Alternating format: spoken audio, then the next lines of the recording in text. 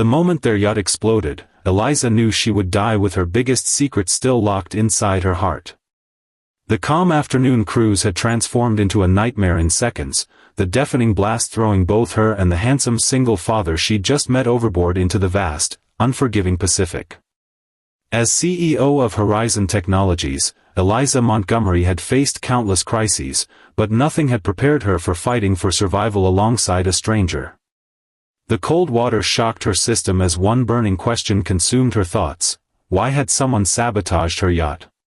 "Stay close," Marcus shouted over the roaring waves, his strong arms reaching for a piece of floating debris. The successful app developer and devoted single dad had only accepted the business meeting with the famous CEO because it promised a better future for his daughter waiting at home with her grandmother. Now, as the yacht's wreckage smoldered and sank behind them, that future seemed impossibly distant.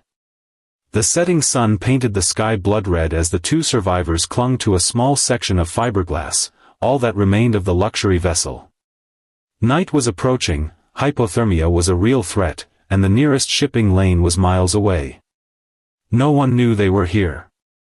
No one was coming to save them. Hours passed in desperate silence as they drifted. The temperature was dropping dangerously.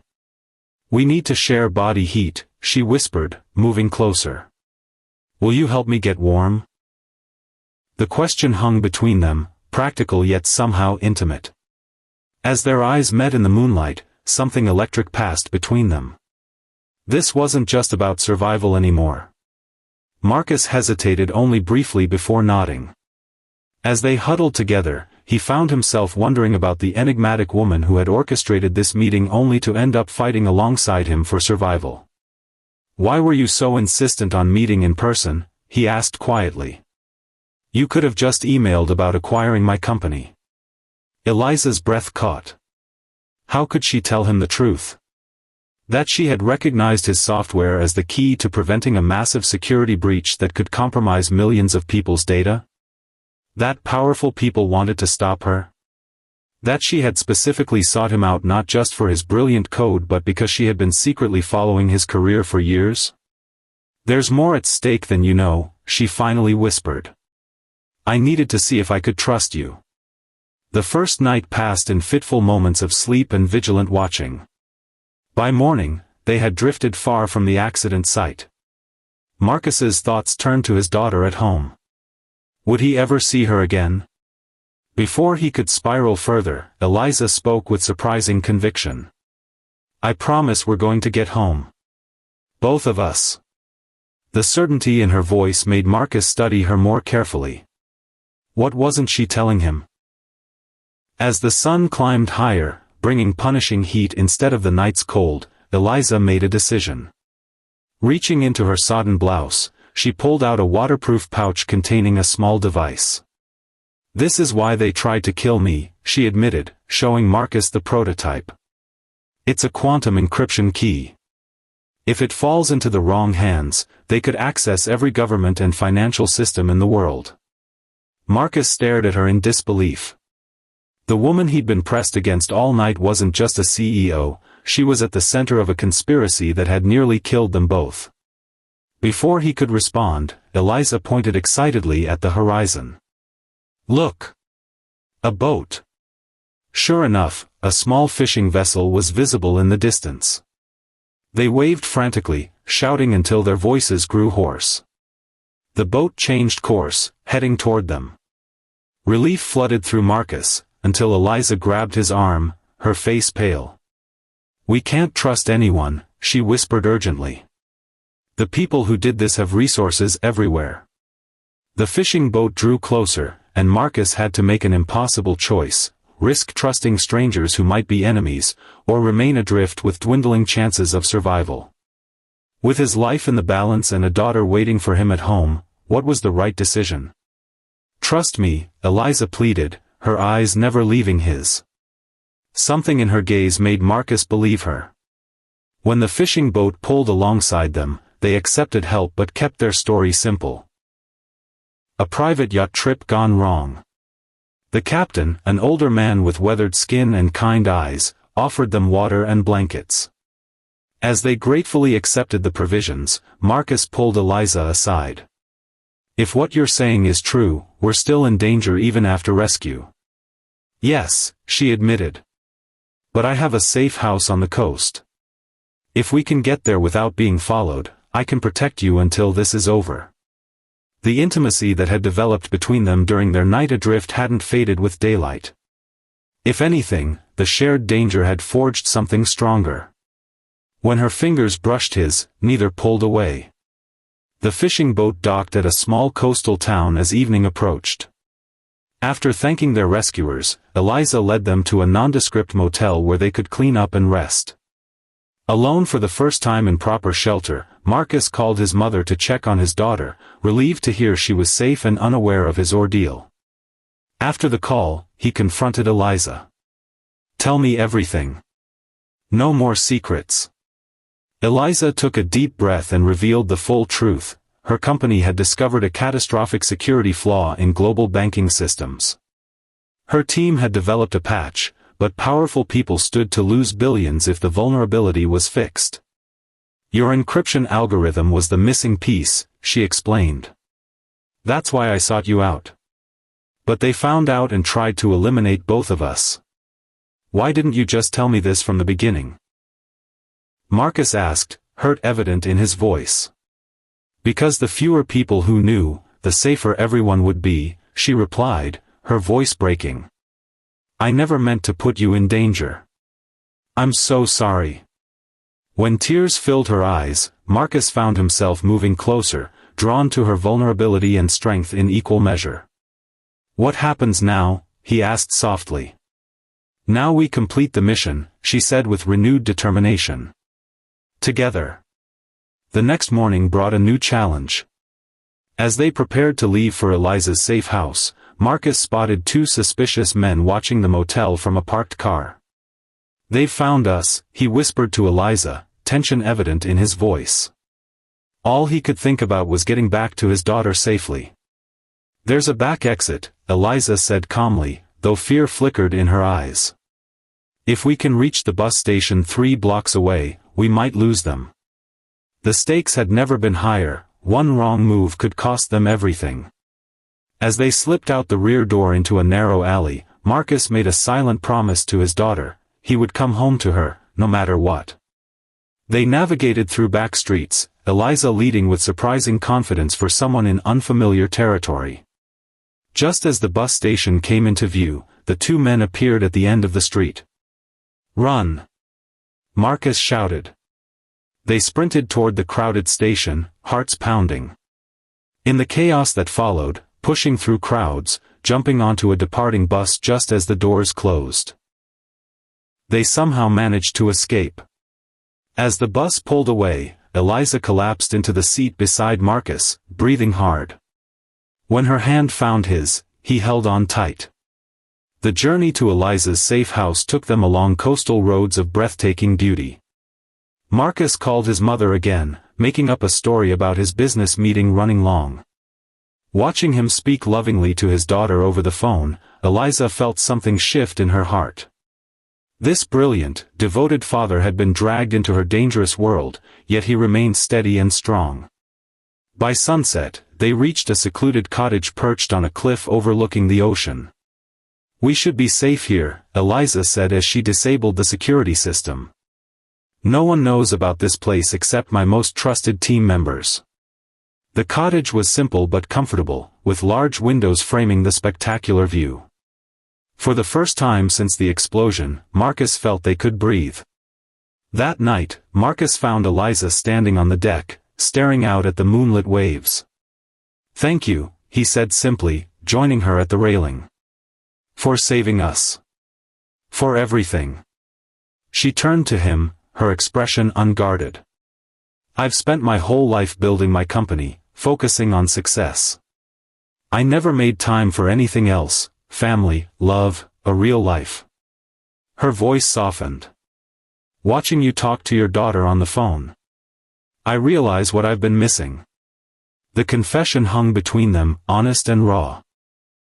When Marcus stepped closer, Eliza didn't move away. Their first kiss was gentle, tentative, a question rather than a demand. The second was not. Dawn brought clarity and purpose. Over coffee, Eliza outlined her plan to transmit the security patch using her prototype and Marcus's encryption key.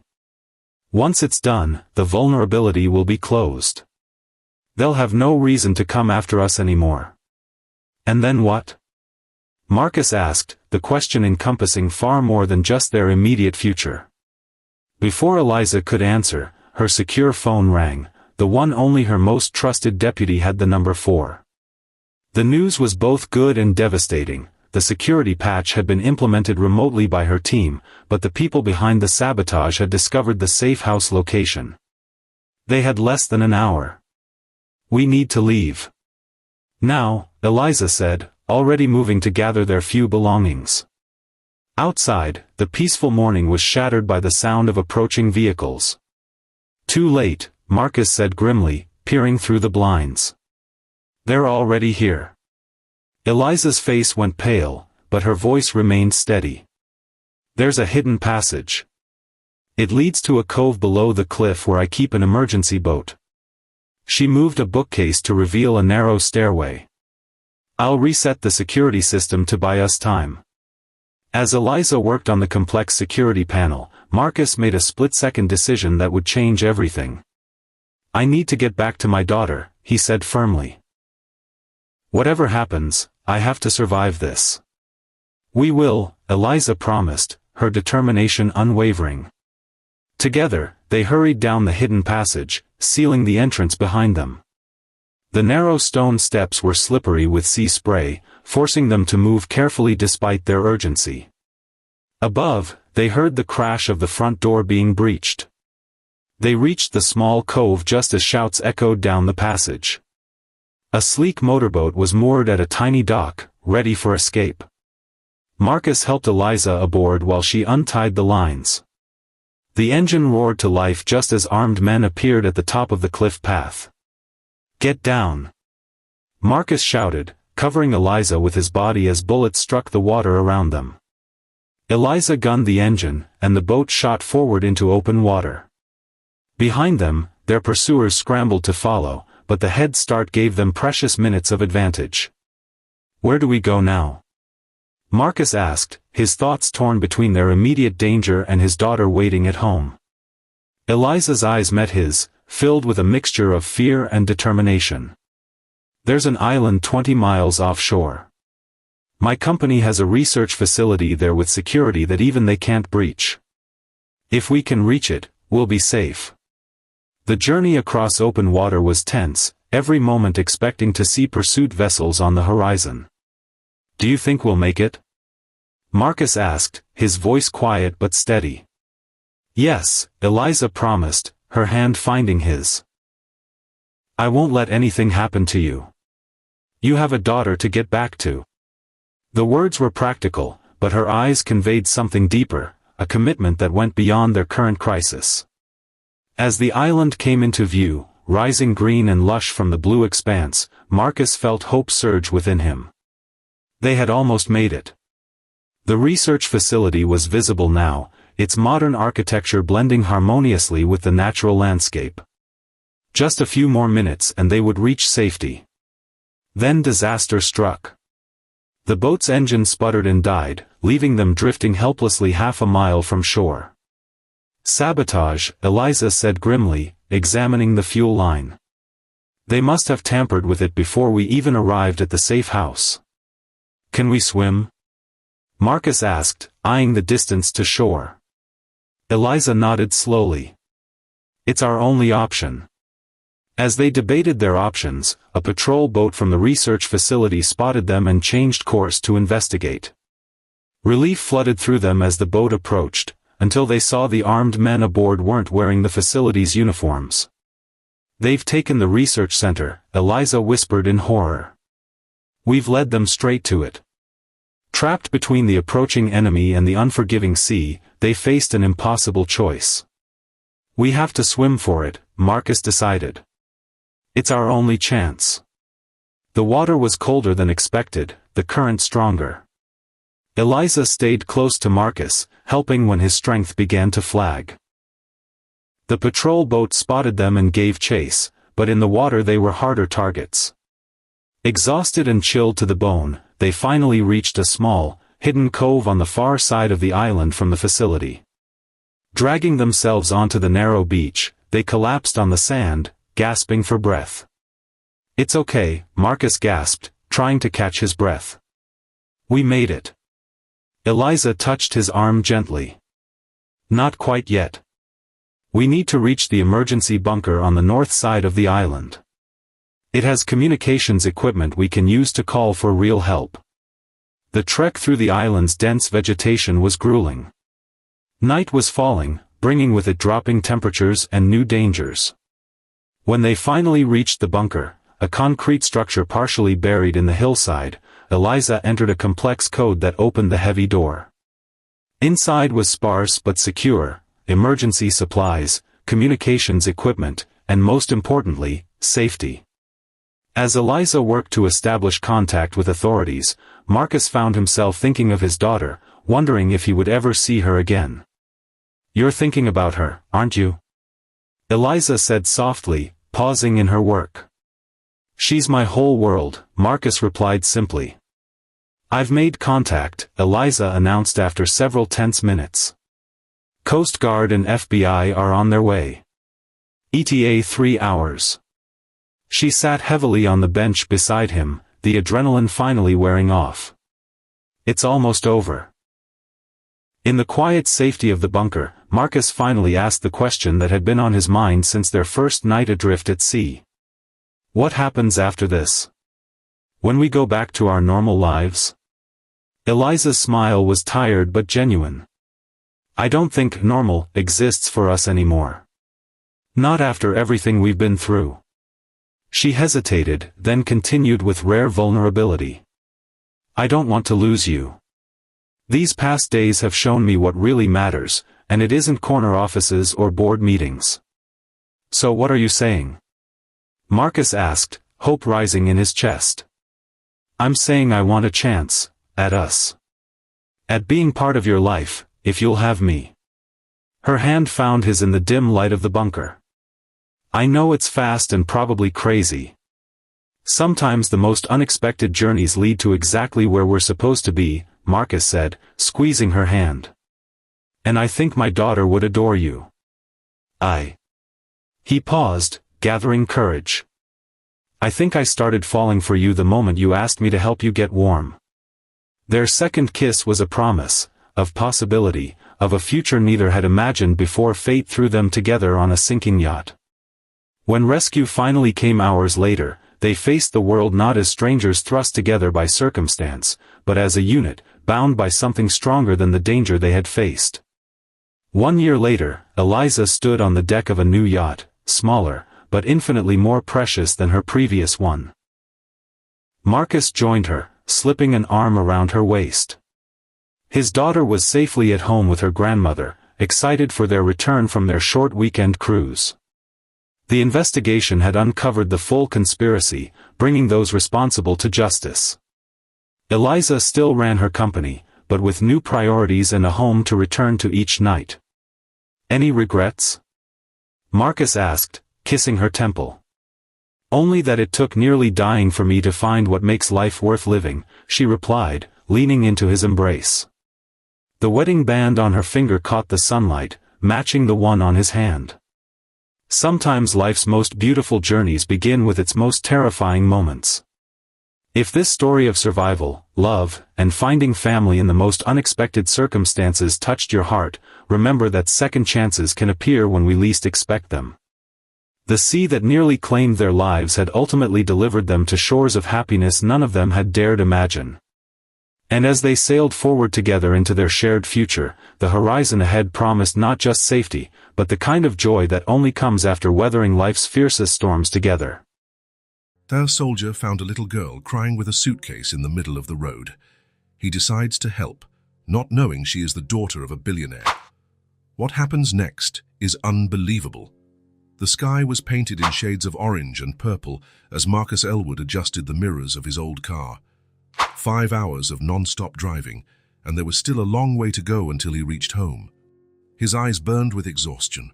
3 years serving on missions that made him see the worst of humanity had left invisible scars. Marcus was returning home, but he wasn't the same man who had left. His fingers drummed on the steering wheel as the back road snaked between open fields and distant farms.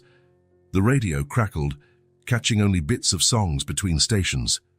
Marcus turned it off and let the silence fill the car. Better this way. His mind was already making too much noise with memories he'd rather forget. That's when his eyes caught something out of place in the rural landscape. A colorful blur on the shoulder of the road. Marcus slowed down, intrigued. As he got closer, the blur took shape. A child. But what the hell? Marcus hit the brakes and stopped the car a few yards ahead. He looked in the rearview mirror to confirm what he had seen. Yes, it was really a tiny little kid sitting on the shoulder, hugging her own knees. He got out of the car, on alert, looking for a broken-down vehicle or any adults nearby. Nothing. Just the empty road, open fields, and a little girl all alone. Marcus approached carefully. The girl didn't move. She must have been about 4 years old, with messy blonde hair from the wind and wide, clear eyes that stared at him with suspicion. She wore a small pink jacket over a t-shirt, jeans and colorful sneakers. She didn't look hurt, but her face was marked by the dried tracks of tears. "Hi," Marcus said, crouching down to be at her level. "Are you okay? Where are your parents?" The girl just stared at him, hugging her knees tighter. Not a word. Marcus looked around again. The sun was sinking below the horizon, and soon darkness would take over the road. There were no visible houses nearby. "Are you lost?" he tried again. Silence. The girl just blinked, her eyes fixed on him as if assessing whether she could trust him. Marcus ran a hand through his short hair, restless. He couldn't just leave her there. Night would fall soon and the temperature would drop. Besides, this road wasn't busy. It could be hours before another car passed. "Look," he said, keeping his voice calm. "It's getting dark and cold. I can't leave you here alone. How about we go to the next town to find some help?"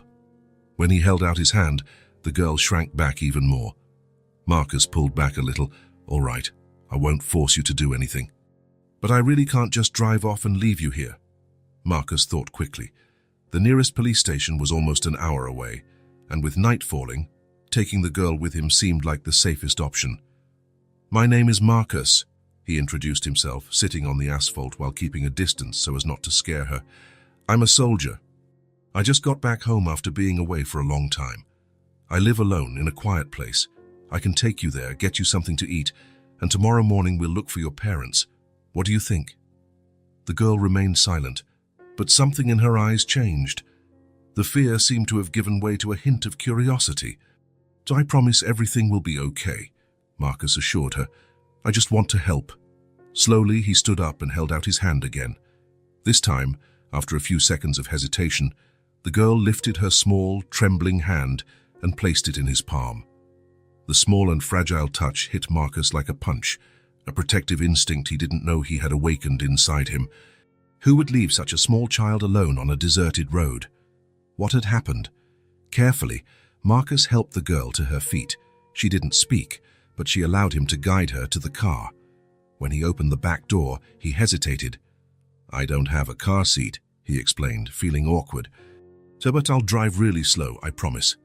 The girl climbed into the back seat and sat down, her little legs barely reaching the edge of the seat. Marcus closed the door and got in the car, adjusting the rearview mirror so he could see her. "Are you comfortable back there?" he asked. She didn't answer, just watched him with those clear, attentive eyes. Marcus started the car and began to drive, keeping the speed low. In the rearview mirror, he saw the girl looking out the window, as if searching for something or someone she had left behind. Marcus's house was about half an hour away. During the entire drive, he tried to make conversation, hoping the girl would feel safe enough to talk. "Are you hungry? I can make something when we get there. I'm not a great cook, but I can make pasta and sandwiches." Nothing, just silence. "Do you like stories? I have some books at home. They were mine when I was a kid." Her eyes blinked with interest, but no words came out. When they finally arrived, it was already dark. Marcus's house was simple, a one-story building with a front porch and a small, untended garden. It had been closed up for months since he had left for his last mission. "We're here," he announced, parking. "This is my house." The girl looked out the window, analyzing the place. Marcus got out of the car and opened the back door for her. Carefully, she got out and stood next to the vehicle, observing the dark house. Marcus unlocked the door and turned on the lights. Dust and stuffy air greeted him. "Sorry about the mess. It's been a while since I've been here." The girl entered hesitantly, looking around with curiosity. The living room was simple: a brown sofa, an armchair, a coffee table with some old magazines, and a small television. On the wall, a few photographs in frames. Marcus dropped his duffel bag on the floor and watched the girl. She looked exhausted, with faint dark circles under her clear eyes. "You must be hungry," he said. "Tide, I'll see what's in the kitchen." The pantry was practically empty, just a few canned goods and packets of instant noodles. In the freezer, he found a container of frozen soup that his mum had left the last time she visited, before she passed. Marcus heated the soup while the girl waited on the sofa, hugging her knees. She watched his every move attentively, as if studying his intentions. "Here," he said, bringing a steaming bowl of vegetable soup. "Careful, it's hot." The girl accepted the bowl but didn't start eating immediately. First, she looked at Marcus, then at the soup as if waiting for permission. "You can eat," he encouraged. "It's okay." Slowly, she picked up the spoon and tasted the soup. After the first spoonful, she began to eat more eagerly, and Marcus realized how hungry she must have been. While the girl ate, he brought a glass of water and sat in the armchair across from the sofa, giving her space. "You know, it would be easier to help you if I knew your name," he tried again. "How can you tell me what you're called?" The girl just kept eating, ignoring the question. When she finished the soup, Marcus took the bowl to the kitchen. Upon returning, he found the girl looking at the photos on the wall. One of them showed a younger Marcus next to a woman with graying hair and a gentle smile. "That's my mum," he explained, stopping beside her. "She used to live here with me, but she got sick and passed away a few years ago." The girl looked at him, and for the first time, Marcus saw something that looked like understanding in her eyes, as if she understood what it meant to lose someone. "Let's get a place for you to sleep," Marcus said, changing the subject. "You can stay in my room, and I'll sleep on the sofa." He led her to the small bedroom with a single bed covered by a navy blue quilt. Marcus opened the closet and took out clean sheets, quickly changing the bedding. "I don't have any pajamas your size, but..." He rummaged through the drawers and found an old t-shirt. "And this should work as a nightgown for tonight." The girl took the offered t-shirt, holding it with both hands. "The bathroom is over there." Marcus pointed to a door in the hallway. "There are clean towels in the closet, and, well, I guess you'll need help with a bath, right?" The girl looked at him with an indecipherable expression. "Okay, let's do this. I'll fill the tub with warm water and you can wash up by yourself. I'll stay right outside, and if you need anything, just call. How does that sound?" To his surprise, the girl nodded slightly. It was the first sign of communication she had shown. Marcus prepared the bath, testing the water temperature to make sure it was comfortable. He left clean towels and the folded t-shirt on the toilet lid. "It's all ready," he said. "I'll wait out here, okay?" While the girl was in the bath, Marcus sat in the hallway, his back to the bathroom door. His mind raced with 1,000 questions. Who was this child? How did she end up on the road? Where were her parents? Tomorrow he would have to take her to the police station. But what if no one was looking for her? The bathroom door opened, and the girl came out wrapped in a large towel that dragged on the floor behind her. Her wet blonde hair framed her clean little face, and without the dirt from the road, Marcus could see how crystal blue her eyes were. "Look at you. You seem to be feeling better," he smiled. "Come on, I'll help you get dressed." Marcus's t-shirt looked like a dress on the girl, reaching almost to her ankles. He led her back to the room and helped her get into bed. When he covered her with the blanket, he noticed she was shivering slightly. "Are you cold?" he asked. Marcus went to the closet and got an extra blanket, spreading it over her. "Is that better?" The girl watched him with those huge eyes but remained silent. Marcus sat on the edge of the bed. Tomorrow we'll look for your parents, okay? I'm sure they're very worried about you. Something crossed her face, a shadow of fear. Marcus noticed and felt a tightness in his chest. Hey, it's going to be okay, I promise. You're safe here. He stood up to leave but felt a small hand grab his wrist. The girl was looking at him with a pleading expression. Do you want me to stay a little longer? He asked. A small positive nod. Marcus sat down again. All right. I'll stay until you fall asleep. He began to hum a lullaby that his mother used to sing when he was little. Gradually, he saw the girl's eyes grow heavy. Before falling completely asleep, she reached out and held his hand, as if needing to make sure he wouldn't leave. When her breathing finally became deep and regular, Marcus carefully let go and left the room, leaving the door ajar. In the living room, he picked up the phone and hesitated. Should he call the police now? But it was late, and the girl was exhausted. Maybe it was better to wait until morning. Marcus settled on the sofa, knowing he wouldn't sleep well. His thoughts were fixed on the little blonde girl sleeping in his room, a child who wouldn't speak, abandoned on a deserted road. While staring at the ceiling, Marcus made a silent promise. He would protect her, no matter what happened. Maybe this was what he needed to finally leave behind the ghosts of the battles he had fought. Maybe taking care of this girl was the way to recover something he didn't even know he had lost. Marcus woke up to the first rays of sun streaming through the living room window. His neck ached from the awkward way he had slept on the sofa. He got up silently and went to the bedroom, peeking through the ajar door. The girl was still asleep, wrapped in the blankets like a protective cocoon. Only her blonde hair spread across the pillow revealed her presence there. Marcus watched her peaceful breathing and closed the door carefully. In the kitchen, he brewed a strong cup of coffee for himself. As he drank it, he looked out the window, thinking about what to do. The plan was to take the girl to the police station today, but something bothered him. The way she cowered, the persistent silence, the fear in her clear eyes. There was a story there, and Marcus wasn't sure that handing her over to the authorities immediately would be the best thing. She needs to trust someone first, he muttered to himself. He grabbed his car keys and left, leaving a note on the coffee table. Be back soon, there's cereal and milk in the kitchen, Marcus. The small convenience store on the corner of the main street was almost empty at that time of the morning. Marcus walked through the aisles, unsure of what to buy. What would a 4-year-old girl like? He passed the toy section and stopped in front of a shelf with some teddy bears. After considering for a moment, he chose a medium-sized brown bear with a red ribbon around its neck and bright eyes. It looked friendly and comforting. In the stationery section, he found a notebook with a floral cover, full of butterflies and colorful flowers. He also grabbed a box of colored markers. Maybe drawing could help her express herself, since words seemed to be difficult. While waiting in the checkout line, Marcus also added a few chocolate bars and a box of animal crackers.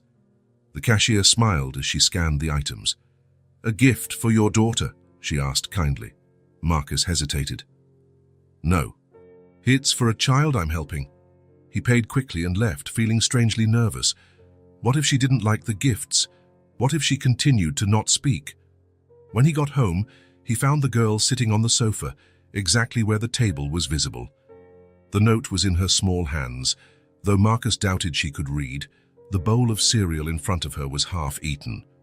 Good morning, he said softly, closing the door behind him. I see you found breakfast. She just watched him with those huge eyes, without responding. Marcus noticed she had put on the same clothes from the day before, now clean and dry. He had washed and dried them during the night. I brought some things for you, he continued, sitting in the armchair across from the sofa, keeping his distance so as not to intimidate her. He placed the shopping bag on the floor between them and smiled. Want to see what's inside? The girl looked at the bag with curiosity but didn't move.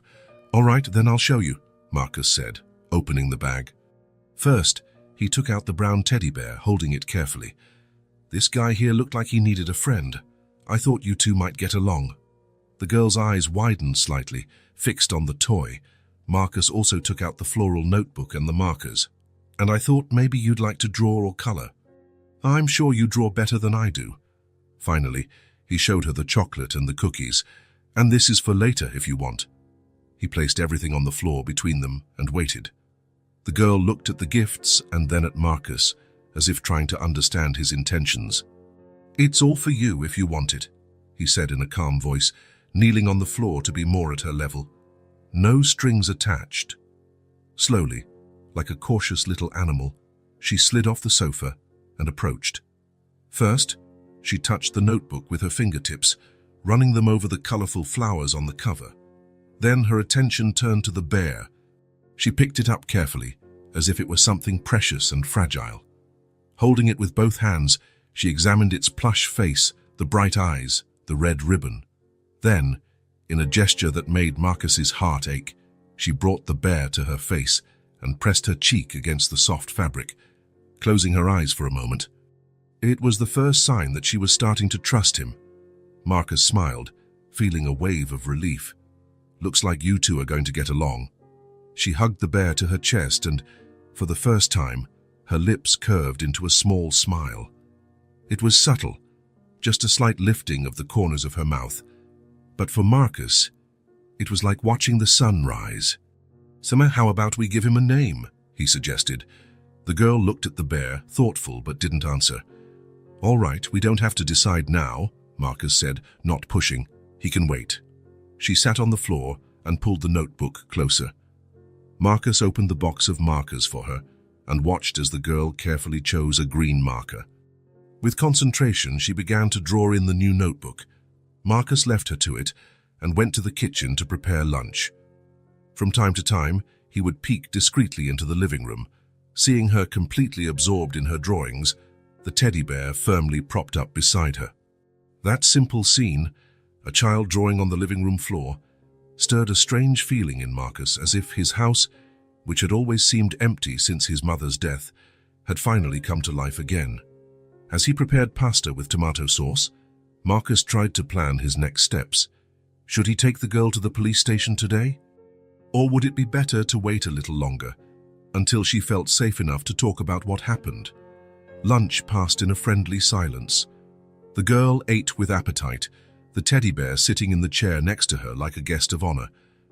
Afterward, she returned to her drawings in the living room while Marcus did the dishes. The day passed peacefully. In the evening, after a simple dinner, Marcus prepared a warm bath for her and then helped her get settled in bed, the bear held tightly against her chest. "Good night, little one," he said softly, tucking her in. "We'll talk more tomorrow, okay?" She just watched him with those clear, attentive eyes, and Marcus had the impression that there was less fear in them now. The next morning, Marcus awoke to the sound of paper being turned. He opened his eyes and saw the girl sitting on the living room floor, near the sofa where he slept, drawing intently in her notebook. The teddy bear was propped up beside her, like a silent guardian. "Good morning," Marcus said, stretching. "Sleep well?" She briefly looked up and nodded, another small step forward. "What are you drawing?" he asked, sitting up and leaning over to get a better look. The girl turned the notebook towards him. The drawing showed two stick figures, one big and one small, holding hands. Next to the smaller figure was what looked like a brown bear. "Is that us?" Marcus asked, feeling a wave of emotion. She nodded again with a small smile. "It's beautiful," he praised sincerely. After breakfast, Marcus decided they needed some fresh air. The day was sunny and pleasant, perfect for a walk. "How about we go to the park nearby?" he suggested. "It has a nice playground and we can bring a snack." The girl seemed to consider the idea. After a moment, she picked up the bear and the notebook as if to indicate she was ready. The park was just a few blocks away. On the way, Marcus talked calmly about the neighborhood, pointing out the corner bakery, the public library, and the elementary school. The girl walked beside him, the bear held firmly under one arm, her other hand occasionally holding Marcus's when they crossed the streets. At the playground, there were a few other children playing. The girl watched them for a while but preferred to sit on a bench with Marcus, hugging her bear and observing everything around her. "Want to try the swings?" Marcus asked after a while. "I can push you." To his surprise, she nodded and allowed him to guide her to the swings. Marcus helped her up and began to push her gently. The first real smile appeared then, a smile that lit up the girl's entire face as she flew gently back and forth. The sound of a soft giggle escaped her lips, making Marcus's heart leap. It was the most beautiful sound he had ever heard. They spent the morning at the park, alternating between the swings, the slide, and breaks for drawing under the shade of a large tree. The girl seemed more relaxed, less scared, although she still didn't speak. On the way home, they stopped at the small grocery store to buy ingredients for lunch. The girl held Marcus's hand as they walked through the aisles, helping to choose fruits and pointing to things that caught her attention. "I think we're making progress, aren't we?" Marcus said as they made sandwiches together in the kitchen. She nodded, smiling shyly as she placed a slice of cheese on the bread. The afternoon arrived, quiet and warm. Marcus opened the windows, letting the gentle breeze in. He sat in the armchair with a book, while the girl went back to drawing, sitting on the living room rug, her bear faithfully by her side. From time to time, Marcus would look up from his book, watching her concentrated on her artistic work. Her blonde hair fell over her face, and she would push it away with a distracted gesture. Her tongue would sometimes stick out of the corner of her mouth when she was focused on a particularly difficult detail. There was something deeply comforting about that domestic scene. For a brief moment, Marcus allowed himself to imagine what it would be like if this were his normal life. Quiet days at home, taking care of a child, far from the missions and the horrors he had seen. The sound of the colored pencil against the paper was the only noise in the room, aside from the occasional turning of pages in Marcus's book. Time seemed to flow at a different, gentler pace. It was then that it happened. The girl looked up from her drawing and looked directly at Marcus. There was a different expression on her face, as if she had made an important decision. She hesitated for a moment, her lips moving silently as if rehearsing. And then, in a whisper so quiet Marcus almost didn't hear it, she said, "Lila."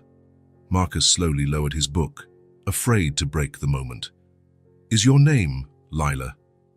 A small nod confirmed it. "Lila," Marcus repeated softly. "That's a very beautiful name."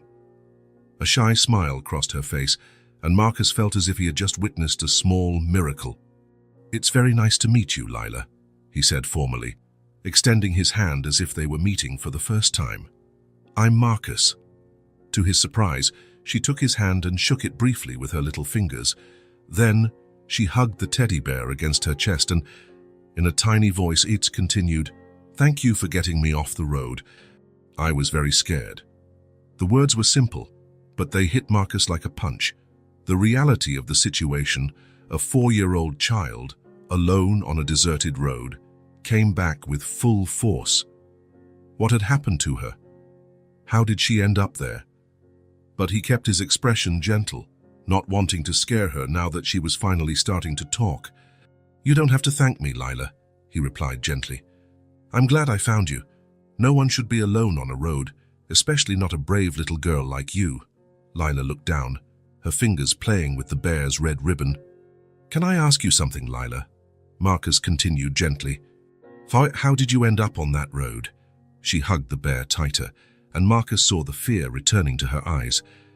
"It's okay." He immediately backed off. "We don't have to talk about it now. Whenever you're ready." Lila nodded, visibly relieved. "What matters is that you're safe now," Marcus assured her. "And I'm going to help you find your family, I promise." A shadow passed over Lila's face at the word family, and Marcus made a mental note. There was a story there. Something painful, but he wouldn't push her. She would talk when she was ready. "Does your bear have a name yet?" he asked, changing the subject. Lila looked at the toy thoughtfully. "Brownie," she said after a moment, her voice a little firmer now. "Brownie," Marcus repeated, smiling. "That suits him perfectly." Lila smiled back, and something in that smile made Marcus feel a pang in his chest. This was the beginning of something important. He didn't know exactly what or how it would end, but he felt with certainty that his life had just changed forever. The rest of the afternoon passed in a new atmosphere. Lila still spoke little, but each word felt like a precious gift. She showed Marcus her drawings, explaining with short sentences what she had made. In one of them, there were 3 figures, the 2 from before and a third, smaller one. "Who's this?" Marcus asked, pointing to the third figure. "Brownie," Lila replied, as if it were obvious. "He's part of the family now." Family. The word hung in the air between them, loaded with meaning. Marcus didn't correct the implication that they formed a family. Him, Lila, and a teddy bear named Brownie. As strange as it was, somehow it felt right. That night, when he put her to bed, Lila held his hand before he could leave the room. "Marcus," she said, testing his name out loud for the first time, "you're going to stay, right?" "I'll be right here," he promised. "I'll sleep in the living room right nearby. If you need anything, just call." She nodded, seeming satisfied with the answer. She hugged Brownie to her chest and closed her eyes.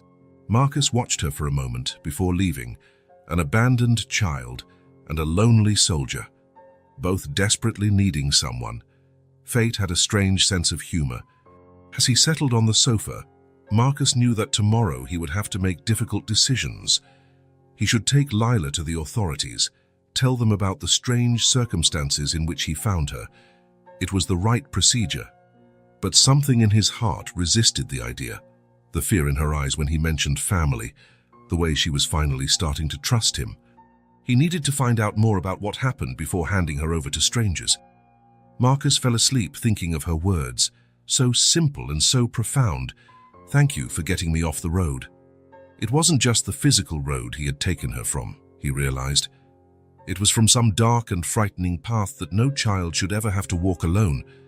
And for some reason he couldn't fully explain, he felt that their paths were now irreversibly intertwined. The following days brought a quiet routine to Marcus's house. Lila talked more and more, though still in short, simple sentences. She rarely let go of Brownie, the brown teddy bear, as if he were a shield against bad memories. On the fourth night since he had found her on the road, Marcus made vegetable soup for dinner, the same recipe his mother used to make when he was a child. The warm, comforting aroma filled the small kitchen as a light rain tapped against the windows. Lila sat at the table, swinging her little legs that didn't reach the floor.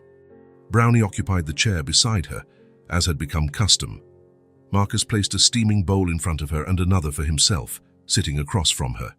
"Careful, it's hot," he warned, blowing on his own spoon to set an example.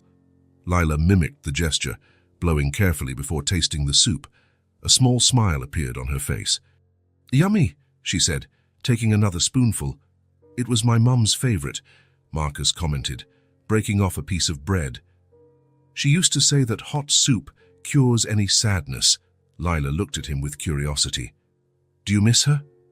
The question, so direct and innocent, caught Marcus by surprise. "Yes," he answered honestly. "Every day." Silence fell between them for a few moments, just the sound of spoons against the bowls and the rain outside. "I miss my mum too," Lila said suddenly, looking down at her soup. "She went to heaven when I was a baby." Marcus felt a tightness in his chest. It was the first time Lila had mentioned her family.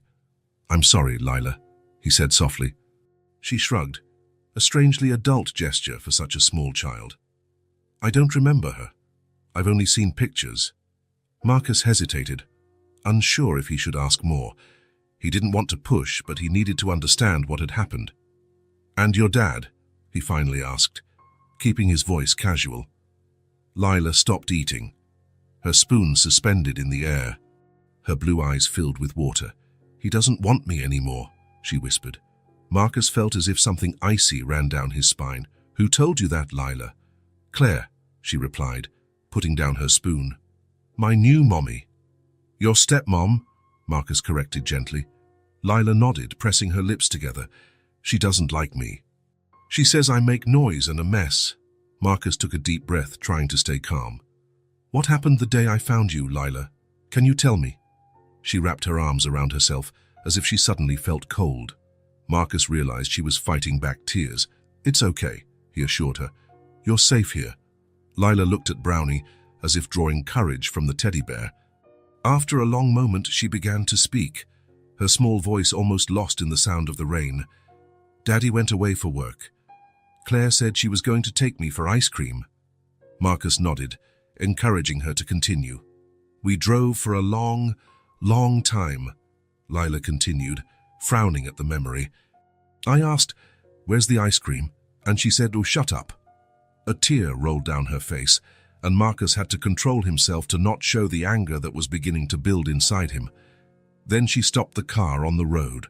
Lila continued. Her voice choked. She said that Daddy didn't want me anymore because he was going to have another baby with her. A real baby of their own.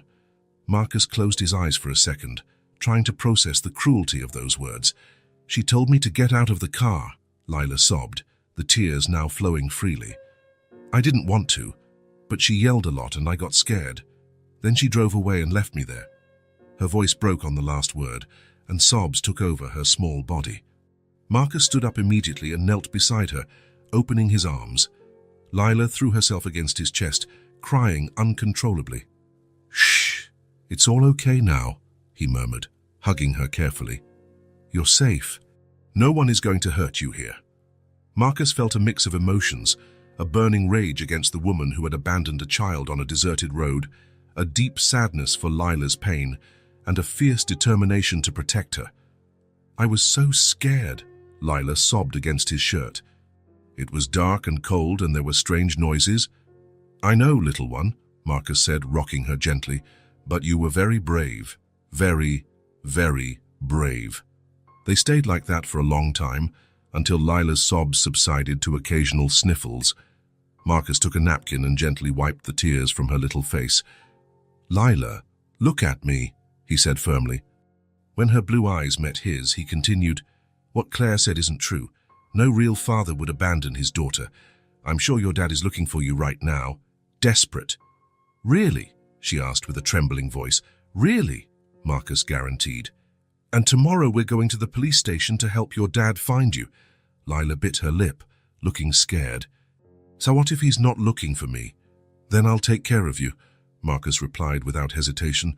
"I promise you will never go through something like this again."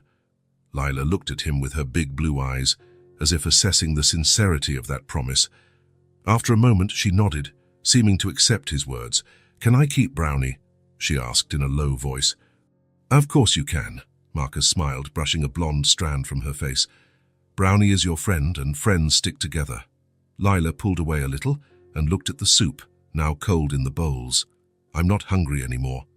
"That's okay," Marcus said, standing up. "How about some hot chocolate and then bed? We have a big day tomorrow." She nodded, seeming relieved to not have to talk about it anymore.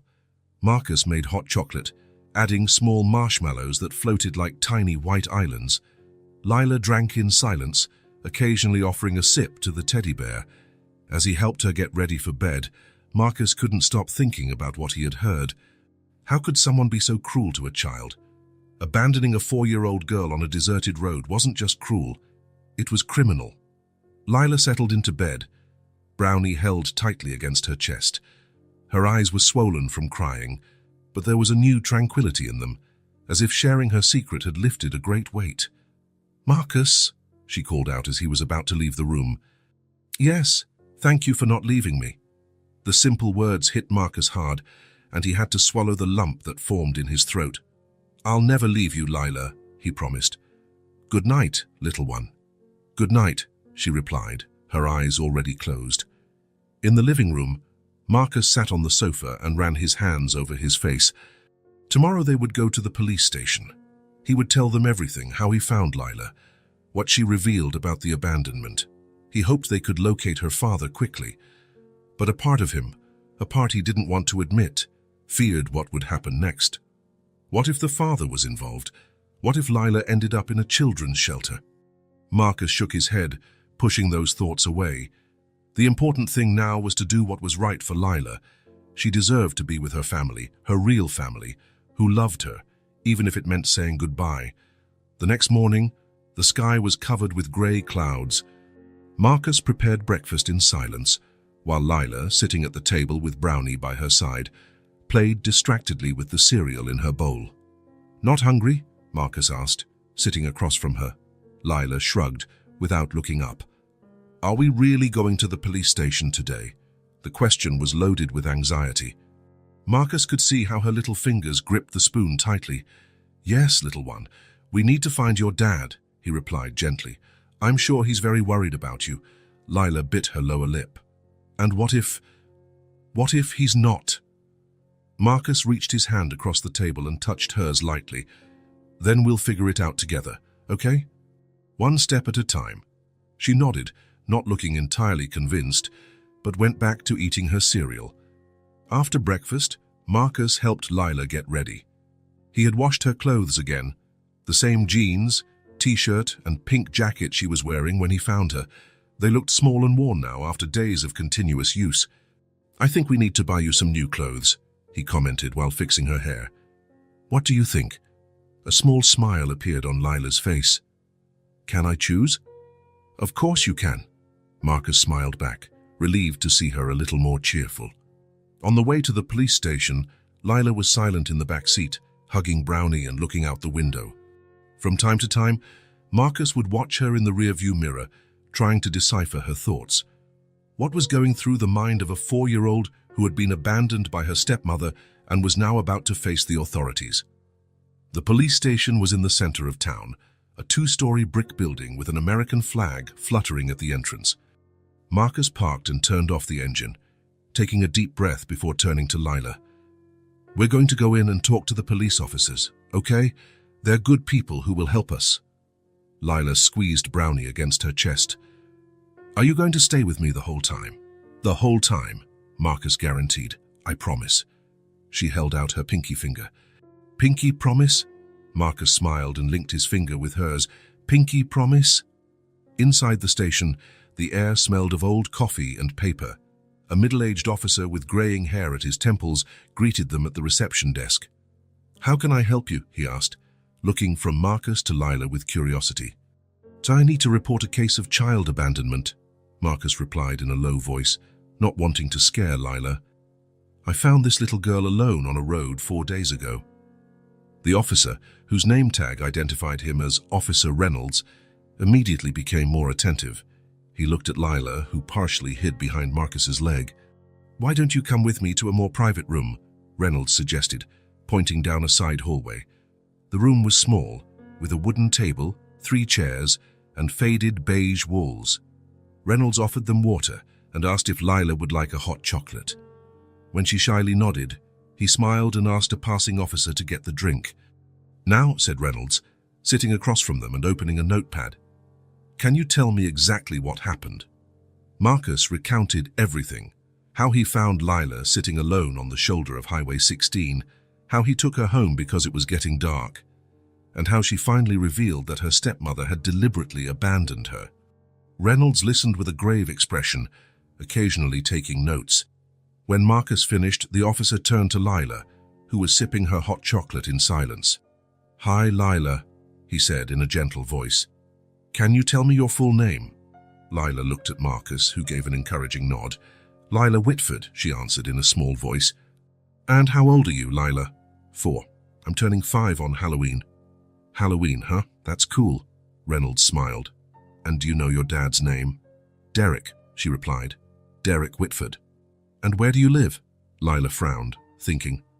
"In the blue house with the white flowers out front." Marcus realized she didn't know the address, normal for such a young child. Reynolds jotted down the information and stood up. "I'm going to check our records.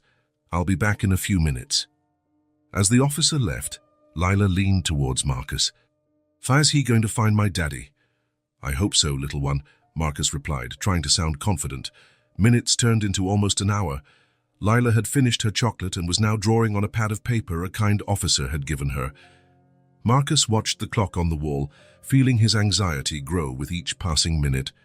Finally, Reynolds returned, accompanied by a woman in civilian clothes who introduced herself as the county social worker. The officer's face was serious, and Marcus felt a pit in his stomach. "Mr. Elwood," Reynolds began, sitting down again, "we've checked all missing persons records from the last few weeks. There is no report for a child named Lila Whitford. In fact, we can't find any Derek Whitford registered in our county or the neighboring ones." Marcus felt as if the floor had disappeared from under his feet. "What do you mean? That's not possible. She was abandoned 4 days ago. Her father must be looking for her." Reynolds shook his head slowly. No one has reported a child matching her description missing. We are going to expand the search statewide and issue an alert, but for now..." The social worker leaned forward. "For now, we need to find a safe place for Lila to stay while we continue the search for her family." Marcus looked at Lila, who continued to draw, seemingly oblivious to the conversation. His heart ached at the thought of what that meant. "She can stay with me," he said firmly. "She's been at my house for 4 days already. She's adapting well." The social worker, a woman of about 50 with a compassionate expression, looked at him hesitantly. "I understand your concern, Mr. Elwood, but there are procedures to follow. Normally, in cases like this, the child is temporarily placed with a licensed foster family." "I'm in the military," Marcus argued. "I have a clean record. I can provide references. Lila has been through enough trauma being abandoned.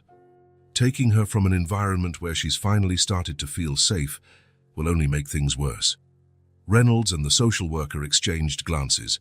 "We'll need background checks, home visits," the social worker began. "Do whatever is necessary," Marcus interrupted. "Sir, but please, don't separate her from me now." After a long discussion and several signed forms, they reached an agreement. Lila could remain in Marcus's temporary care while the authorities continued to search for her family. There would be weekly visits from the social worker, and Marcus would have to attend a family court hearing the following week. It was late afternoon when they finally left the police station. Lila, exhausted from hours of waiting and questioning, could barely keep her eyes open. Marcus settled her in the back seat of the car, carefully buckling her seatbelt. "Are we going home now?" she asked sleepily, hugging Brownie. "Yes, little one." "We're going home," Marcus replied, feeling a lump in his throat as he realized how much those words meant now.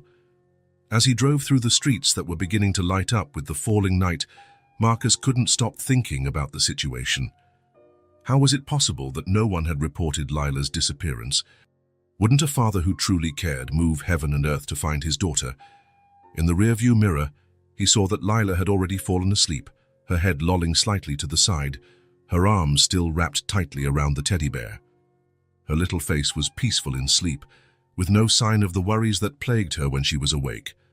Marcus felt a strange mix of emotions: helplessness in the face of the complicated situation, anger at the apparent indifference of Lila's father, and a growing sense of responsibility for this small life that, for some mysterious reason, had been placed in his path. What would happen now? What if they never found her family? Or worse, what if they found them and discovered that the father really didn't want her? As the unanswered questions swirled in his mind, Marcus made a silent decision. No matter what happened, he would protect Lila. Somehow, they would make this work. The road ahead of him seemed like a reflection of his life now, uncertain and full of unexpected turns, but somehow also full of possibilities. The days turned into weeks. Autumn advanced, painting the trees in shades of red and gold, and Marcus and Lila's life fell into a surprisingly natural routine. The social worker, Mrs. Bennett, made her weekly visits, observing the changes in the house with silent approval. Marcus had transformed the small guest room into a suitable space for Lila, with freshly painted walls in a soft shade of lavender.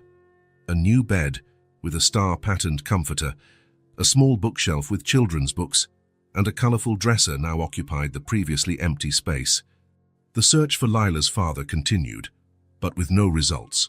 No Derek Whitford had reported a missing daughter, and the authorities expanded the search to neighboring states.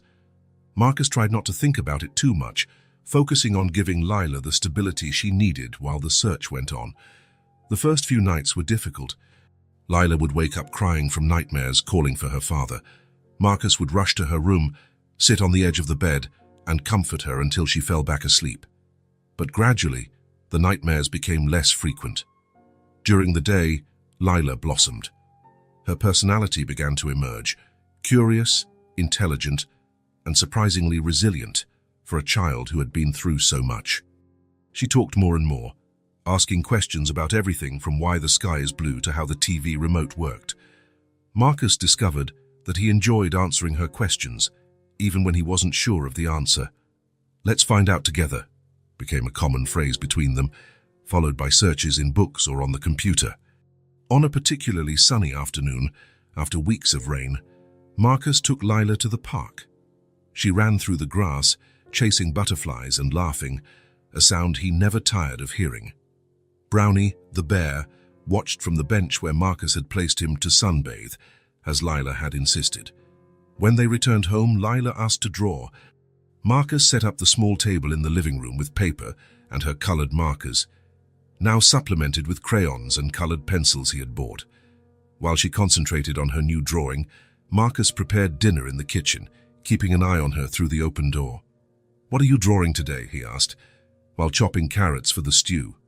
"Us," Lila replied without looking up from the paper. Marcus smiled, feeling a warmth in his chest. It was incredible how in such a short time this little girl had become so important in his life. The drawing took shape under Lila's small hands, 2 stick figures, one large and one small, holding hands. Beside them, a brown bear the size of the smaller figure. A house with large windows and colorful flowers in the garden completed the scene. Almost all of Lila's drawings now showed the two of them together, sometimes with Brownie, sometimes doing things they had done, like walking in the park or cooking together. Marcus carefully kept each one in a special folder.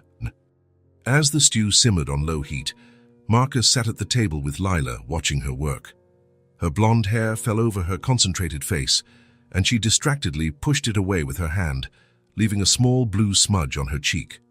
Suddenly, without warning, Lila looked up from the paper and asked, "Do you have a family, Marcus?" The question caught him off guard. It was typical of Lila to ask direct questions without beating around the bush as only children can. Marcus took a deep breath before answering. There was something in the innocence of those blue eyes that demanded honesty. "I used to live with my mom," he began, feeling the familiar tightness in his chest whenever he spoke of her. "She got very sick and passed away. After that, I didn't know what to do, so I joined the army." Lila lowered her head, processing the information. Her small fingers played with the blue pencil. "I'm sorry," she said finally, with a seriousness beyond her years. "I lost my mum too, and my dad got married again." Marcus felt his heart ache. There was so much in common between them. Two people marked by loss, finding comfort in each other. He reached out and gently ran his hand through her hair, tucking a blonde strand behind her ear. "Sometimes the hardest things lead us to places we never imagined," he said softly. Lila seemed to reflect on this for a moment. Then, to Marcus's surprise, she smiled, a bright smile that reached her eyes, and hugged Brownie, who was sitting in her lap. "Like you finding me on the road?" she asked. "Exactly," Marcus smiled back. Silence fell between them for a moment, but it wasn't an uncomfortable silence. It was the kind of silence that exists between people who understand each other. "The stew should be ready," Marcus said finally, getting up. "Want to help me set the table?" Lila nodded enthusiastically, carefully putting away her pencils. She now had small chores that she performed with pride, helping set the table, putting away her toys, feeding the fish they had bought together for the small aquarium in the living room. As they ate dinner, Marcus observed how Lila had changed since that first night. It wasn't just that she talked more or smiled more. There was a confidence in her now, a sense of security that didn't exist before. "Tomorrow is grocery day," he commented. "Want to make the list with me after dinner?"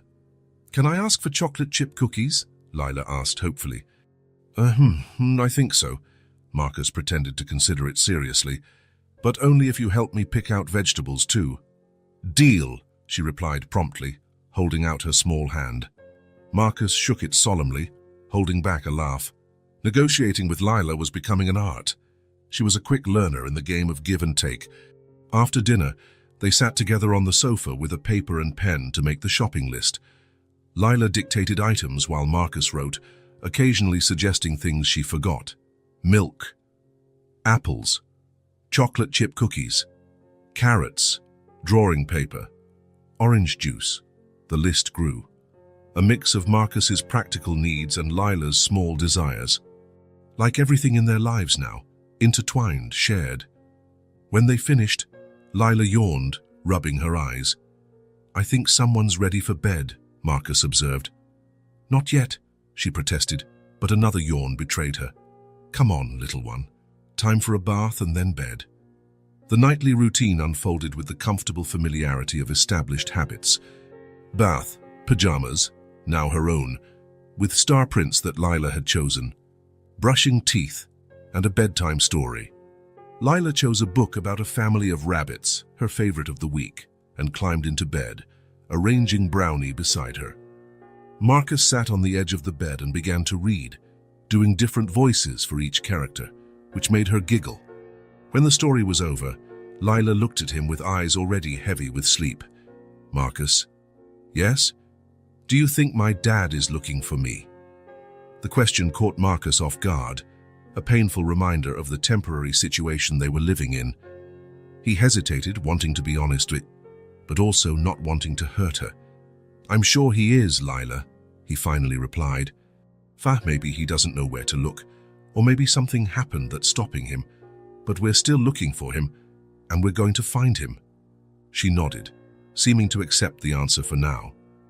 When we find my dad, will you still visit me? Marcus felt a lump in his throat. It was a question he himself had been avoiding, the inevitable moment when he would have to return Lila to her real family. Of course I will, he promised, trying to keep his voice steady. If your dad allows it, I would be very happy to visit you. That seemed to reassure her. Lila smiled and snuggled deeper under the covers. Good night, Marcus. Good night, Lila. He leaned down and lightly kissed her forehead. Before leaving the room, he paused at the door and looked back. Lila was already almost asleep, hugging Brownie, her serene little face in the soft light of the lamp. In the living room, Marcus took the folder with Lila's drawings and slowly flipped through them. On every page, the same basic image, the two of them together, happy. For a 4-year-old, the world was that simple. People who cared about each other stayed together. He knew that reality was more complicated. He knew his role in Lila's life was temporary, just a guardian until her real father was found. But that didn't diminish the affection he felt for her, nor did it make the bond they were forming any less real. In the armchair in the living room, watching the stars through the window, Marcus thought about how life could change in an instant. A month ago, he was just a lonely soldier returning to an empty house. Now, he was the temporary protector of a little girl who had brought light and purpose to his days. Whatever the future held, Marcus knew he would never forget these weeks. The bonds growing between them might be temporary, but they were real, and for now that was enough. The rain fell heavily in Seattle, washing the streets and creating a grey veil over the city. Derek Whitford looked out the taxi window, exhausted after a 3-week business trip. His briefcase rested beside him, full of signed contracts and the satisfaction of a job well done. All he wanted now was to get home, hug his daughter, and rest. The taxi stopped in front of a 2-story house in a quiet neighborhood. It was an elegant building, with a well-kept garden and a light blue facade. Derek paid the fare, grabbed his suitcase, and ran under the rain to the porch. He had barely put the key in the lock when the door swung open. Claire, his wife of 2 years, stood there, her eyes red and swollen, her face streaked with tears. Derek felt an immediate tightness in his chest. What happened? He asked, dropping the suitcase on the floor of the entryway. Claire sobbed and threw her arms around him. Oh, Derek, it's Lila. She's gone. Derek's world seemed to freeze. What do you mean, gone? What are you talking about? Claire pulled away, wiping her eyes with the back of her hands. She was playing in the backyard. I just went inside for a minute to answer the phone. When I came back, she had vanished. Derek felt his legs go weak. He leaned against the wall, trying to process what he was hearing. When was this? He asked, his voice strained. 4 days ago, Claire replied, sobbing. I looked everywhere. I called all the neighbors. I called the police. 4 days, Derek nearly shouted. My daughter has been missing for 4 days and you're only telling me now.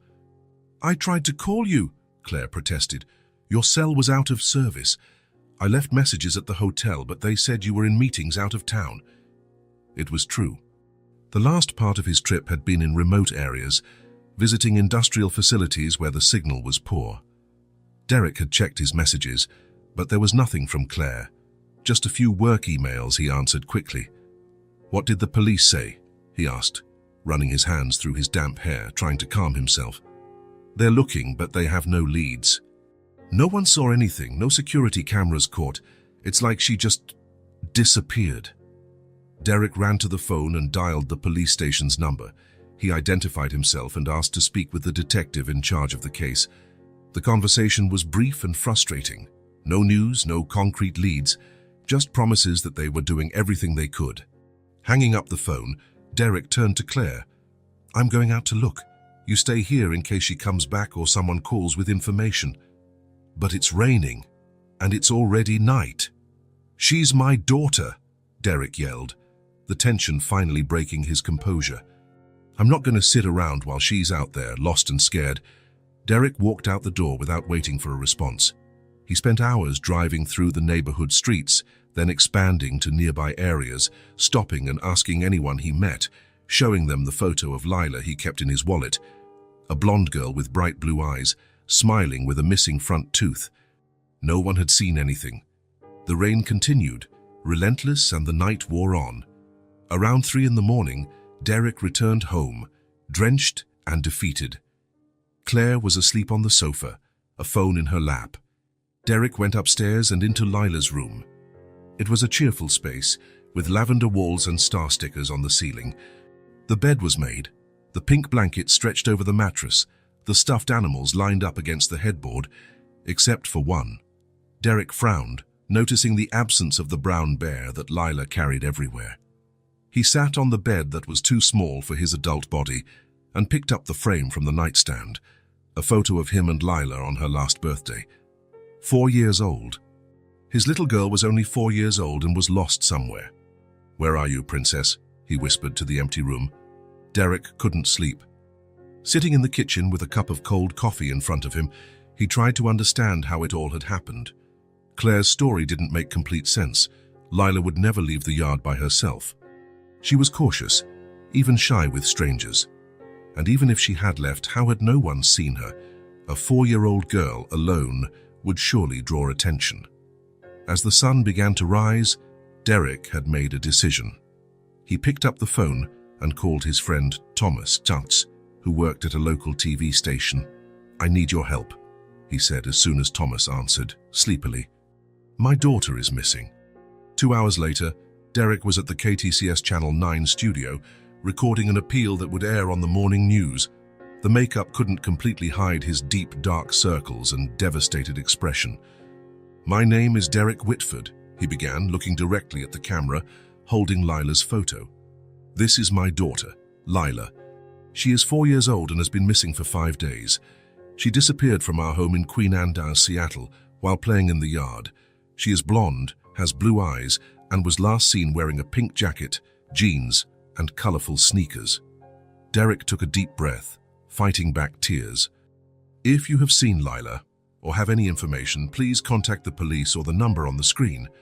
Lila, if by some miracle you are watching, Daddy loves you very much and is going to find you.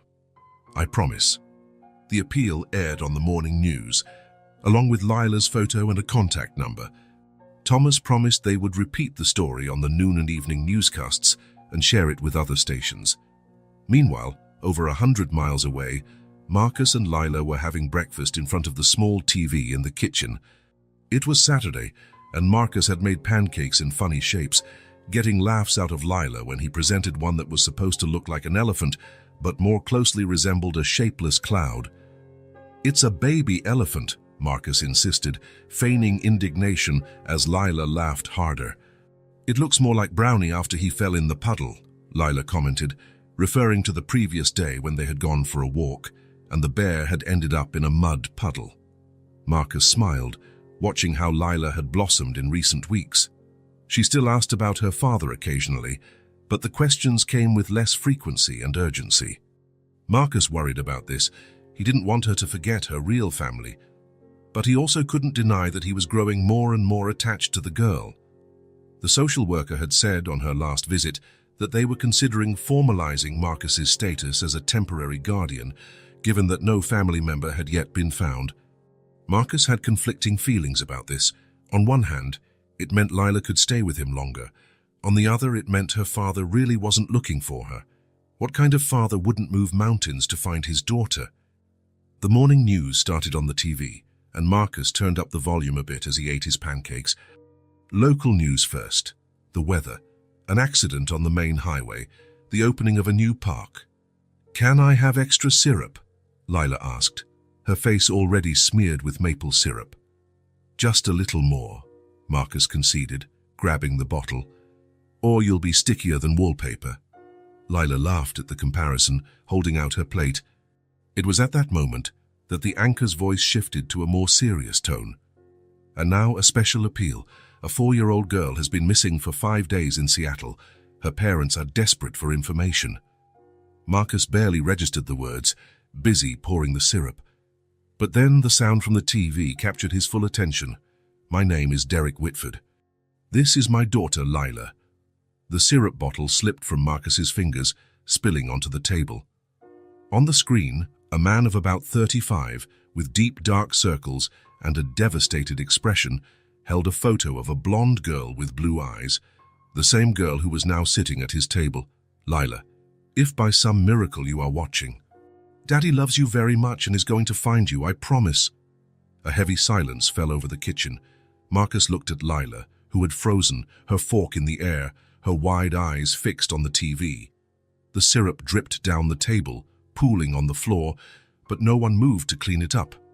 Then, slowly, Lila pointed to the screen with a trembling hand. "That's my daddy," she whispered, tears already streaming down her face. "That's my daddy. Marcus." Marcus felt a lump in his throat. He didn't know what to say. So many conflicting emotions hit him. Relief to know that Lila's father was really looking for her, confusion about the story that didn't match what Lila had told him, and a pang of pain at the realization that his time with her was coming to an end. But above all, there was the shock of the revelation. The man on TV clearly had no idea what had really happened to his daughter. He believed Lila had disappeared from the backyard, not that she had been deliberately abandoned on a road. Someone was lying. And considering what Lila had said about her stepmother, "Lila," Marcus said, kneeling beside her, "are you sure that's your dad?" She nodded vigorously, still crying. "It's Daddy. He's looking for me." Marcus grabbed a napkin and gently wiped her tears. "Yes, he is. And now we know where to find him." Marcus's mind was racing. He needed to call the police immediately, report that he had found Lila Whitford, explain the circumstances. But he also needed to prepare Lila for what was to come, the reunion with her father, but also the inevitable confrontation with the truth about what her stepmother had done. "We're going to call the police right now," Marcus said, picking up the phone. "We'll tell them we saw your dad on TV and that you're here, safe with me." Lila picked up Brownie, who was sitting on a nearby chair, and hugged him tightly. "Are we going to see Daddy today?" "I hope so, little one," Marcus replied, dialing the local police station. "I hope so." As he waited for the call to be answered, Marcus watched Lila, who was now smiling through her tears, clutching Brownie to her chest and looking at the TV, where other news was now playing. But the image of her father remained vivid in her memory.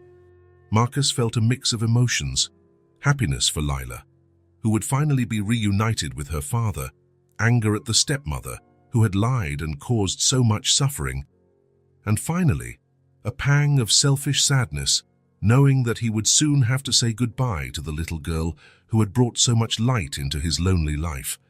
When the dispatcher answered, Marcus took a deep breath. "Good morning.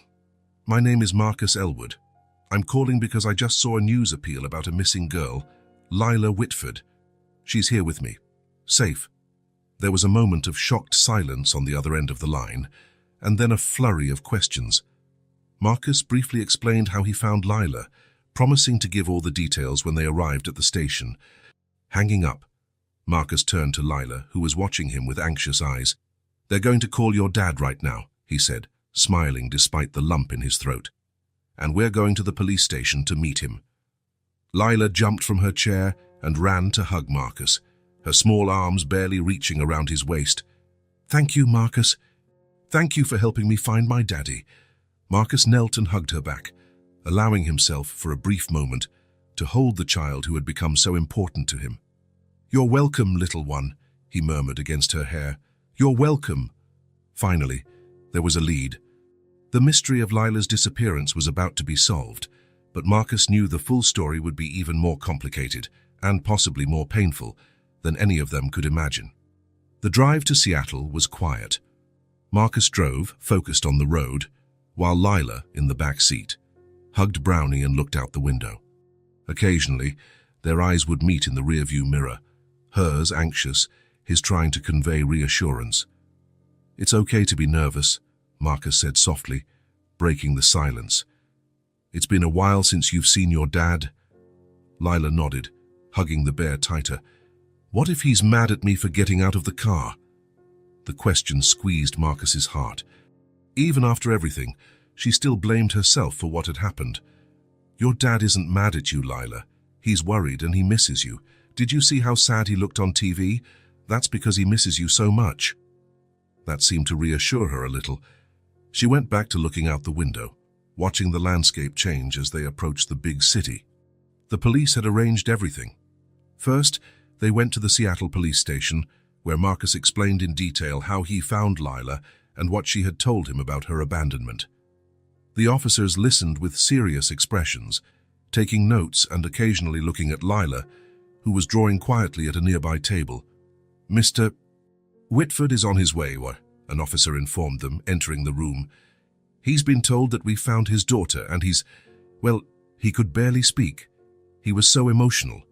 Marcus nodded, feeling a lump in his throat. This was the moment, the end of the journey that had begun on that deserted road weeks ago. "As for the stepmother," the officer continued, lowering her voice so Lila wouldn't hear, "we're investigating. If what the girl says is true, she'll face serious charges." "It is true," Marcus affirmed with certainty. Lila wouldn't lie about something like that. The weight felt endless. Marcus sat next to Lila, helping her color, trying to maintain a sense of normalcy while his own heart pounded. What would he say to her father? What would it be like to see Lila leave with him? Suddenly, there was a commotion in the hallway. Hurried footsteps, an anxious male voice asking for Lila. The door to the room opened, and there he was, Derek Whitford, just like on TV, but even paler and visibly exhausted. For a second, time seemed to freeze. Derek stopped at the door, his eyes fixed on Lila. She looked up from her drawing and froze, the blue marker suspended in the air. "Lila," Derek whispered, as if he couldn't believe it. "Hi, Hattie," she exclaimed, dropping the marker. Derek crossed the room in 3 long strides and fell to his knees. Lila ran to him, and the two met in a desperate embrace. Derek lifted her up, holding her tightly against him, as silent sobs shook his shoulders. "My girl," he repeated between tears. "My little girl. You're okay. You're here." Marcus watched the scene with a heavy heart, happy for the reunion, but feeling a pang of loss he couldn't avoid. After long moments, Derek pulled Lila back just enough to look her in the eyes, touching her face as if to make sure she was real. "Where have you been? What happened? I was so worried." It was then that Lila's expression changed. She frowned, confused, and asked in a small voice, "What about my little brother? The new mommy said you were going to have a baby and that you didn't want me anymore." Derek's face transformed into a mask of shock and then painful understanding. He glanced briefly at Marcus, who nodded, silently confirming what Lila had told him. "Tanaku, my love," Derek replied with a choked voice, holding her small hands in his. "That was never true. There is no baby. Claire is not pregnant, and I would never, ever stop wanting you, no matter what happened." Lila processed the information, her blue eyes searching for truth in her father's face. "But she said—" "She lied, sweetheart," Derek said gently. "And she did something very wrong. I looked for you every day, everywhere. I was so scared, wondering where you could be." "I was with Marcus," Lila explained, turning to where Marcus was sitting. "He found me on the road and took me to his house. He gave me Brownie and took care of me." Derek looked at Marcus, then really seeing him for the first time. His eyes were teary, and he seemed unable to find words. "Mr. Whitford," Marcus said, standing up and extending his hand. "Marcus Elwood. I found Lila on the shoulder of Highway 16 about 3 weeks ago. She was alone, scared, I took her home and have been trying to find her family ever since. Derek let go of Lila for a moment to shake Marcus's hand, but the formal gesture quickly turned into a hug. You saved my daughter, he said, his voice thick with emotion. How can I ever thank you? There's no need, Marcus replied, embarrassed. Anyone would have done the same. No, Derek disagreed, pulling away. Not just anyone. You didn't just save her. You took care of her all this time. You made her feel safe when she was most vulnerable. Marcus then remembered the drawing notebook that Lila had forgotten in the car. Wait a moment, he said, briefly leaving the room. When he returned, he handed the floral notebook to Derek. Lila is a great artist. I think she'd like you to see her drawings. Derek flipped through the notebook, seeing page after page of colorful drawings, Lila and Marcus cooking together, walking in the park, feeding the fish, reading stories. A whole life captured in the simple lines of a 4-year-old. Oh, you really took good care of her? Derek said, moved. She's an amazing girl, Marcus replied, looking at Lila fondly. Derek closed the notebook and looked seriously at Marcus. I need to compensate you somehow. A reward. I just did what was right, Marcus interrupted, shaking his head. I don't need a reward for that. There was a moment of silent understanding between the two men, a recognition that some things are done not for money or recognition, but simply because they are the right thing to do. The police informed them that they would need to talk more with Derek about the investigation against Claire, and suggested he take Lila home so she could readjust.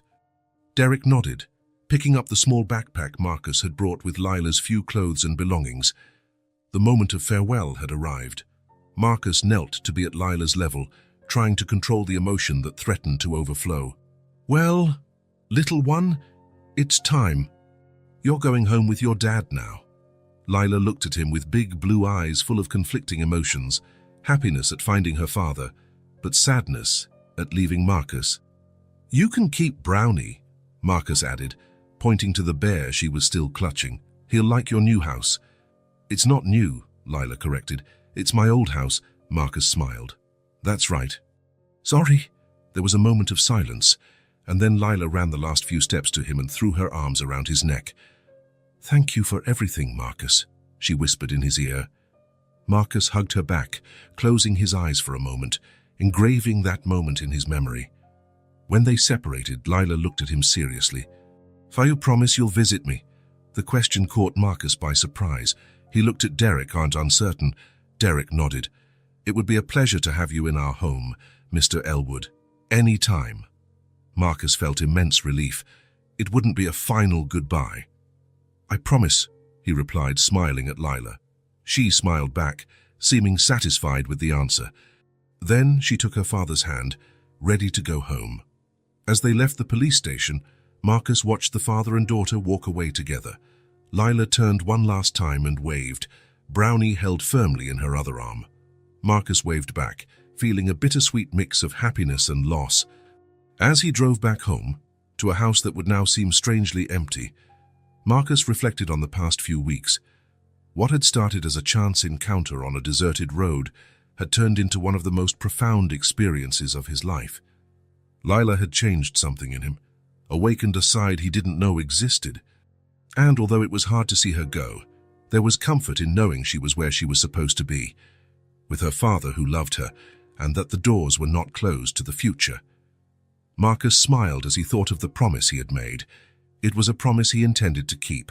After all, some connections are too strong to be broken by distance or time. This was one of them.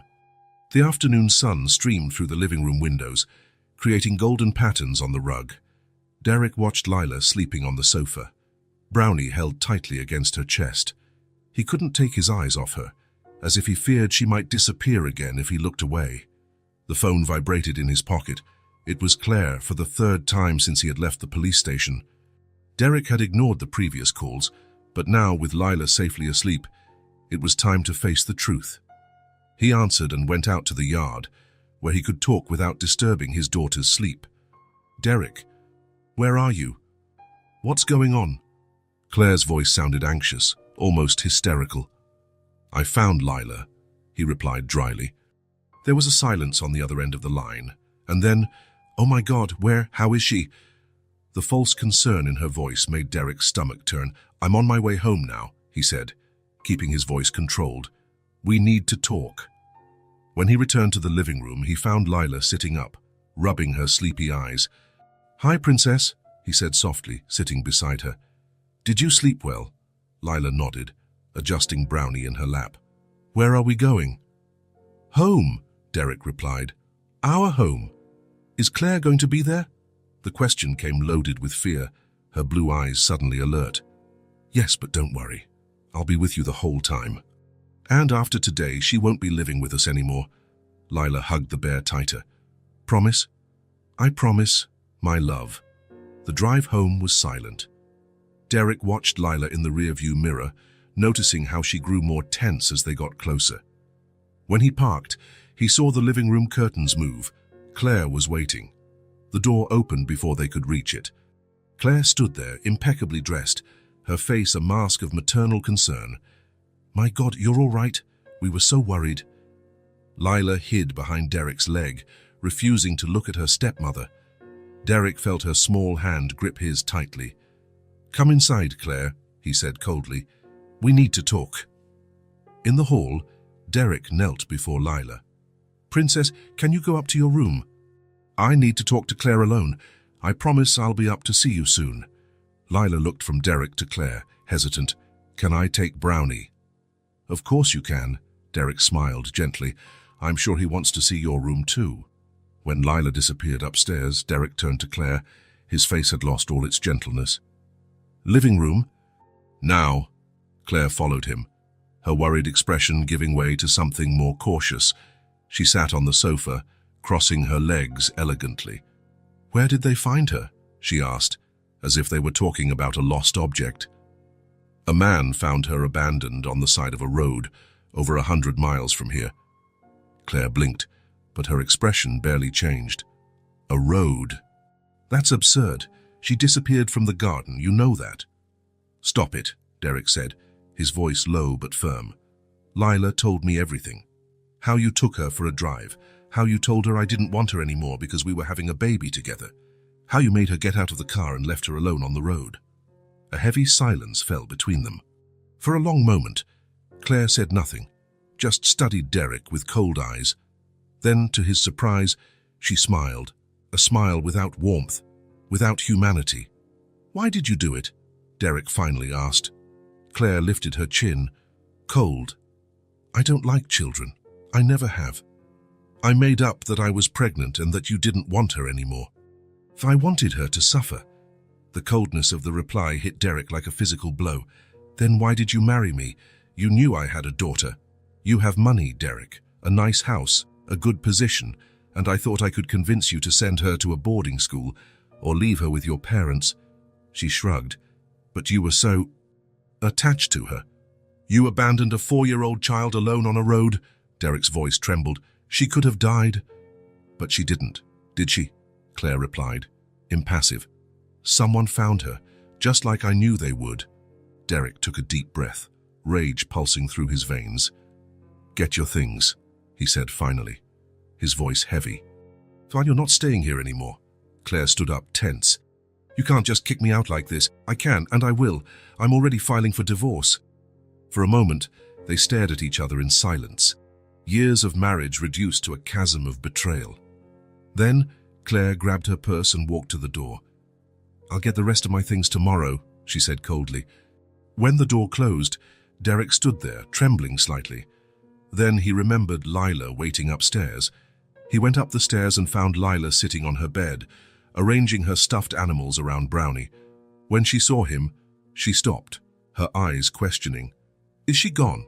she asked in a low voice. Derek nodded. "Yes, she's gone." Lila considered this for a moment, then asked in a whisper, "Do you promise she won't come back?" He held out his arms, and Lila came to him immediately. He hugged her tightly, feeling her small, warm body against his. "You can rest easy," he promised, his voice choked. "No one will ever separate us again. She's not coming back." "I promise." Lila relaxed against him, as if a huge weight had been lifted from her small shoulders. A few weeks later, on a sunny Sunday, Derek was in the kitchen when he heard the sound of a car parking. Lila, who had been drawing at the table, jumped up. "It's him, Daddy. Marcus is here." Derek followed her with a smile. Since the reunion, he had spoken several times with Marcus, building a relationship of mutual respect. When he reached the door, he saw Lila running across the yard, Brownie in one hand, her drawing notebook in the other. Marcus had just gotten out of his car and barely had time to steady himself before Lila threw herself into his arms. "You really came," she exclaimed as he lifted her into the air. "I promised, didn't I?" Marcus replied, smiling. Derek walked over to them and extended his hand. "Welcome, Marcus. We're glad you could come." The day passed in an atmosphere of quiet joy. Lila showed Marcus every corner of the house, and especially her new drawings, pages depicting her with her father, and often including Marcus as well. In the afternoon, they sat on the porch with lemonade. Lila played in the yard with Brownie, inventing some elaborate story involving the bear and her other dolls. "She's recovering well," Marcus commented, watching her. Derek nodded. "Thanks to you in large part. What you did for her, I'll never be able to thank you enough." Marcus smiled, shaking his head. "I think she did more for me. After everything I saw on my missions, I was coming back to an empty house with no purpose. Lila gave me something I didn't know I needed." The two men watched in silence as Lila ran across the lawn, laughing, the sun making her blonde hair shine like gold. There was a lightness to her now, a joy that came from the security of knowing she was loved and protected. Sitting there on the porch, Marcus felt something he hadn't felt in a long time. Peace. It wasn't just the relief of knowing Lila was safe. It was something deeper, a sense of belonging he had lost years ago. There, amidst fulfilled promises and true affection, they all found what they needed, a safe place. Not just a physical shelter, but that emotional space where they could be vulnerable and completely accepted. For Lila, it was the security of her father's love and the constant presence of Marcus in her life. For Derek, it was the chance to rebuild a better life with his daughter. And for Marcus, it was the family he never expected to find, born not of blood but of choices. Choices of kindness, courage, and love. As the sun began to set, Marcus knew he would keep coming back to this house, to these people who, in such a short time, had become so important in his life. And that, he realized with a smile, was enough. If this story touched your heart, subscribe to the channel and turn on notifications so you don't miss the next ones. Leave a like because it helps this story get recommended to more people. See you in the next story.